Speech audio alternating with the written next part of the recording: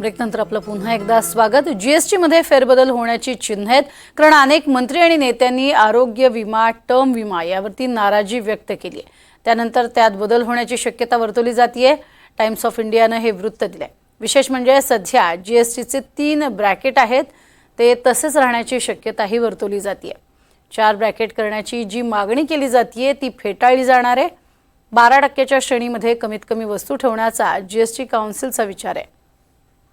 ग्राफिक्सच्या माध्यमातून पाहूयात नेमके काय बदल होण्याची शक्यता आहे। जीएसटी मध्ये आरोग्य विम्यावरची जीएसटी ही 18% वरनं 12% होण्याची शक्यता आहे।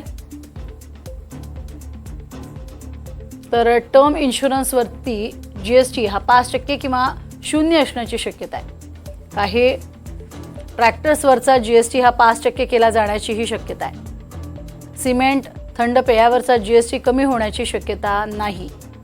सिगरेट, तंबाखूवरचा जीएसटी वाढण्याची शक्यता आहे। तर इलेक्ट्रॉनिक वाहनांवरचा जीएसटी वाढवला जाण्याची ही शक्यता आहे। 40 लाखापेक्षा जास्त किमतीच्या आणि इम्पोर्टेड ईव्हीवरचा जीएसटी हा वाढण्याची चिन्ह आहे। तर 12% जीएसटी ब्रॅकेटमध्ये कमी वस्तू आणि सेवा ठेवण्याचा विचार असेल।